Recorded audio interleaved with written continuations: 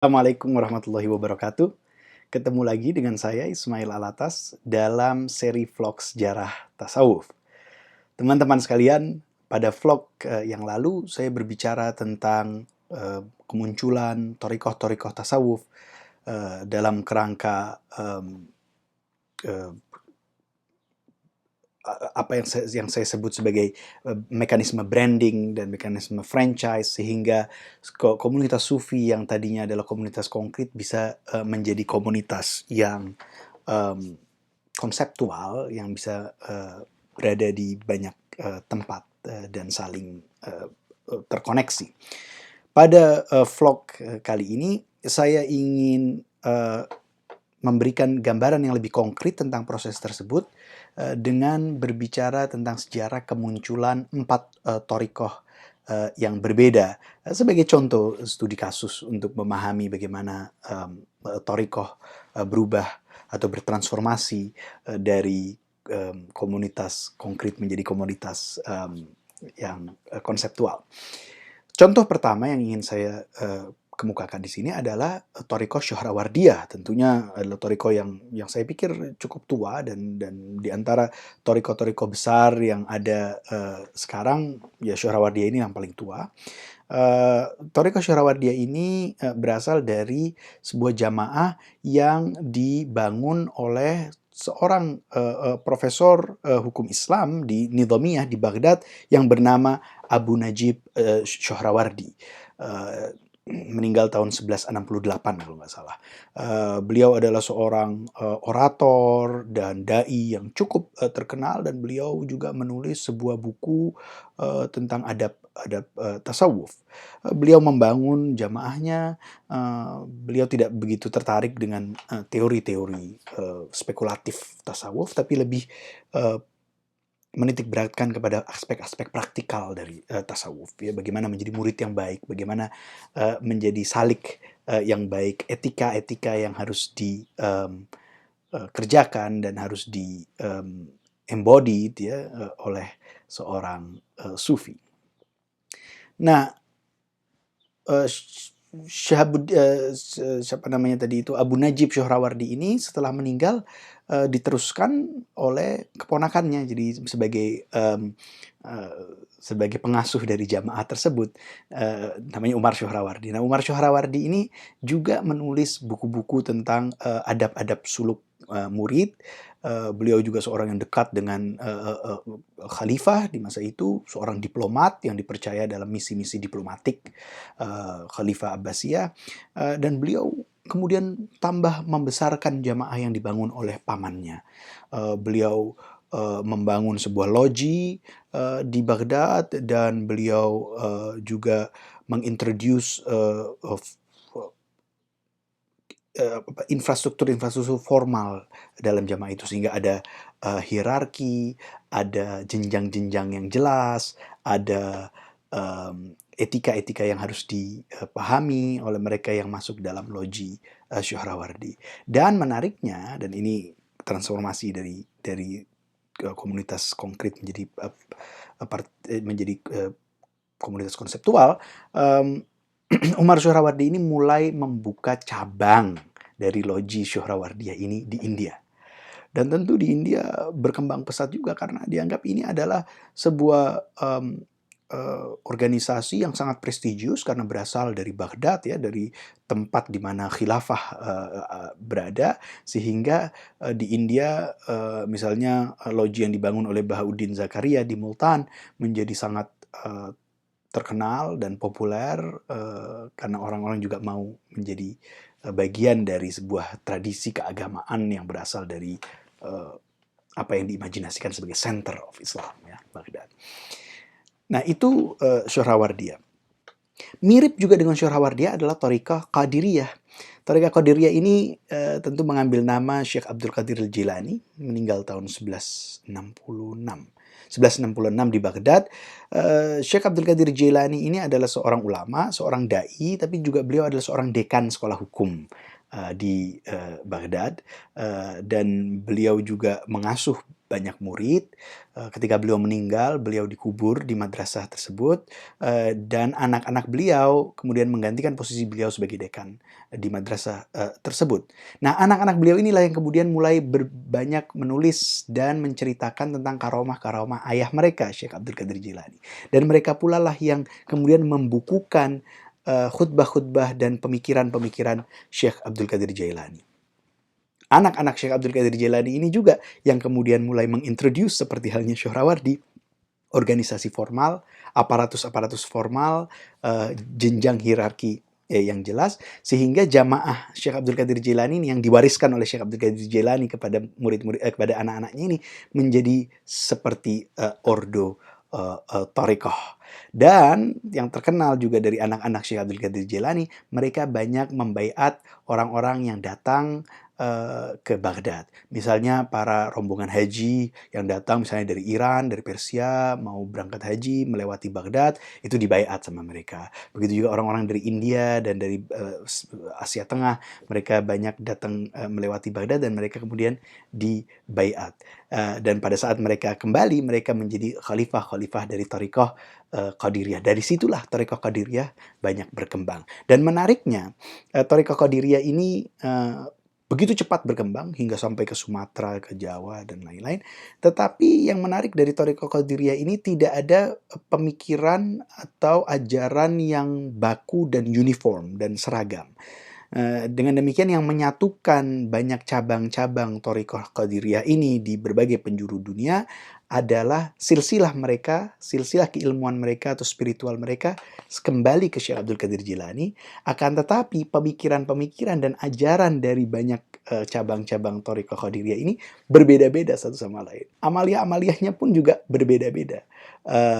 Tetapi mereka disatukan dengan rasa takzim, penghormatan kepada Syekh Abdul Qadir Jilani, begitu juga pembacaan manakib dari Syekh Abdul Qadir Jilani, tetapi ritual dan praktik-praktiknya cukup beragam dari satu cabang ke cabang yang lainnya. Thariqah Qadiriyah, seperti halnya Thariqah Syahrawardiyah, berkembang pesat, mempunyai cabang di mana-mana, maka di tempat-tempat yang strategis seperti India misalnya, mereka akhirnya berkonflik dan berkompetisi dengan Thariqah Syahrawardiyah yang juga banyak membuka cabang di situ. Saudara-saudara sekalian, case study atau studi kasus yang ketiga adalah Thariqah Chishtiah. Thariqah Chishtiah ini dinamakan dari nama Syekh Mu'inuddin Chishti, seorang sufi dari Chisht, sekarang itu di Afghanistan. Pada saat dinasti Ghurid menduduki Chisht tahun 1190, Syekh Mu'inuddin ini pindah dari Chisht ke Rajasthan di India. Nah, disitulah kemudian murid-muridnya banyak menyebarkan pemikiran-pemikiran Syekh Mu'inuddin Chishti dan mulai membuka cabang-cabang di banyak kota-kota kecil maupun kota-kota menengah. Mereka akhirnya mendapatkan banyak wakaf, ladang dan sawah dari para sultan. Dan yang menarik dari Thariqah Chishtiah ini, pada saat Anda masuk ke dalam Thariqah itu, Anda menjadi bagian dari perekonomian agrikultur mereka. Jadi banyak dari orang-orang miskin ikut masuk ke dalam masuk Islam, masuk ke dalam Thariqah Chishtiah, dan mereka kemudian bisa bekerja di ladang-ladang yang dimiliki oleh Thariqah dan dimiliki bersama seperti sistem koperasi begitu. Tentu mereka mendapatkan upah yang lebih baik ketimbang jika mereka bekerja di ladang-ladang yang dimiliki oleh landlords yang lain. Yang menarik dari Thariqah Chishtiah adalah mereka juga mengkombinasikan elemen-elemen Hindu, festival-festival agrikultur, dan dimasuki dengan ajaran-ajaran Islam. Sehingga banyak sekali orang dari orang-orang non-Muslim di India menjadi Muslim di tangan para syekh sufi dari Thariqah Chishtiah. Dan mereka mampu mentranslasikan ajaran-ajaran Islam dalam idiom-idiom yang dipahami oleh masyarakat Hindu di India. Tahun 1400-an, tidak ada kota kecil atau desa di India yang tidak mempunyai cabang dari Thariqah Chishtiah ini. Ini luar biasa, dan setiap cabang itu mempunyai agricultural landholding. Jadi mereka mempunyai perekonomian sendiri dan bisa independen sehingga menjadi sebuah civil society yang cukup kuat ya. Dan tentu Thariqah Chishtiah ini terkenal dengan ritual qawali mereka ya, dengan musik qawali, syair-syair sufi dinyanyikan, dan dari situ ajaran-ajaran tasawuf, ajaran-ajaran Islam mampu diadopsi oleh banyak orang. Itu sukses sekali mereka. Kasus terakhir adalah apa yang kemudian disebut sebagai Thariqah Naqsyabandiyah. Thariqah Naqsyabandiyah ini mulai berkembang di Asia Tengah. Sebelum dinamakan Thariqah Naqsyabandiyah, Thariqah ini sebenarnya adalah silsilah dari para Syekh Sufi, spiritual master di Asia Tengah yang biasa disebut sebagai tradisi Khojagan dari Khoja ya, dalam bahasa Parsi itu master, yang digagas oleh Syekh Abdul Khaliq Al-Ghujdawani. Berbeda dari Syahrawardiyah, Qadiriyah, atau Chishtiah, Thariqah Naqsyabandiyah ini berkembang di masa Asia Tengah ada di bawah pemerintahan non-Muslim, Mongol invasion ya, antara tahun 1220 sampai 1300. Para guru atau syekh dari Khojagan ini, mereka terkenal dengan emphasis mereka pada mengikuti syariah dengan keras. Mereka tidak membangun loji-loji atau khanaqah karena buat mereka itu adalah bukti dari para sufi lebih mementingkan aspek-aspek duniawi ketimbang aspek ukhrawi. Mereka nggak senang dengan beberapa tarekat-tarekat tasawuf yang banyak memiliki properti, banyak membuka cabang-cabang, sehingga menurut mereka itu telah membelokkan jalan tasawuf dari jalan spiritual menjadi jalan keduniawian. Jadi mereka banyak mengkritisi banyak tarekat-tarekat sufi. Mereka juga terkenal dengan zikr khafinya, kalau berzikir di dalam hati, tidak dengan suara, dan mereka sangat anti terhadap penggunaan musik dalam zikir sufi, seperti misalnya Chishtiah. Khojagani, Syekh Khojagani ini ada 7 ya. Syekh Abdul Khaliq Ghujdawani, Syekh Arif Riwakri kalau nggak salah, Syekh Mahmud Anjir Al-Faghnawi, Syekh Ali Ramitani, Syekh Muhammad Baba Samasi, Syekh Said Amir Kulal, dan kemudian yang ketujuh Muhammad Bahauddin Naqsyaband. Nah, setelah Muhammad Bahauddin Naqsyaband ini kemudian diteruskan oleh Alauddin Attar, Yaqub Kharki, dan Ubaidil Ahrar, maka Thariqah itu disebut sebagai Thariqah Naqsyabandiyah dari Khojagan yang terakhir, Muhammad Bahauddin Naqsyabandi. Nah, Thariqah ini akhirnya bertransformasi menjadi seperti Thariqah-Thariqah yang lainnya, mempunyai loji, mempunyai properti, mempunyai cabang-cabang di mana-mana.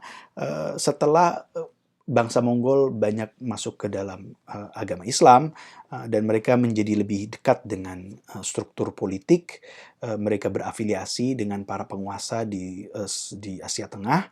Bahkan di saat Syekh Ubaidillah Ahrar menjadi syekh dari Thariqah Naqsyabandiyah ini, beliau meninggal tahun 1490, Thariqah Naqsyabandiyah adalah tuan tanah yang paling besar di Asia Tenggara. Mereka mendapatkan banyak wakaf tanah, banyak land grant, sehingga mereka mampu membangun sekolahan, membangun soup kitchen, membangun rumah yatim piatu, membangun madrasah, dan lain-lain. Sangat kaya dan sangat mempunyai dampak sosial yang sangat luar biasa. Dan dari situ kemudian dari Central Asia, dari Asia Tengah, mereka kemudian mulai menjalar khususnya ke India setelah dinasti Mughal menaklukkan India. Karena ingat, dinasti Mughal keturunan dari Timur Lang dan dari Genghis Khan, maka mereka adalah Mongol. Thariqah Naqsyabandiyah ikut dengan dinasti Mughal ke India, Dan disitulah mulai berkembang juga di India, di samping tempat-tempat yang lain. Tentu pada saat mereka masuk ke India, mereka berkompetisi dan konfliknya cukup tajam dengan Thariqah Chishtiah yang sudah lebih dulu ada di India dan sudah cukup menguasai banyak resources di India. Jadi ini saudara-saudara sekalian, studi kasus 4 Thariqah ini menunjukkan bagaimana Thariqah berkembang dari komunitas konkret menjadi komunitas konseptual yang lebih besar, tentu dengan bantuan silsilah, dengan bantuan khalifah-khalifah yang membangun cabang-cabang di mana-mana, dan tentu karena mereka semua ekspansif, akan selalu ada kompetisi-kompetisi antara thariqah-thariqah tersebut. Ya, namanya juga resources limited, ya kan, jamaah juga selalu dipertaruhkan dan diperebutkan, tapi justru kompetisi-kompetisi dan konflik tersebutlah yang menyebabkan thariqah semakin maju, semakin berkembang, dan semakin mampu membabat alas. Mereka mampu berkembang di mana-mana, mereka membuka tempat-tempat loji-loji dan cabang-cabang di banyak tempat yang lainnya. Karena kalau ada kompetisi, maka salah satu yang kalah akan pindah ke tempat lain, sehingga dengan melalui proses tersebut, dakwah sampai di banyak tempat di seluruh penjuru dunia Islam. Mungkin itu yang bisa saya sampaikan. Kurang lebihnya mohon maaf. Assalamualaikum warahmatullahi wabarakatuh.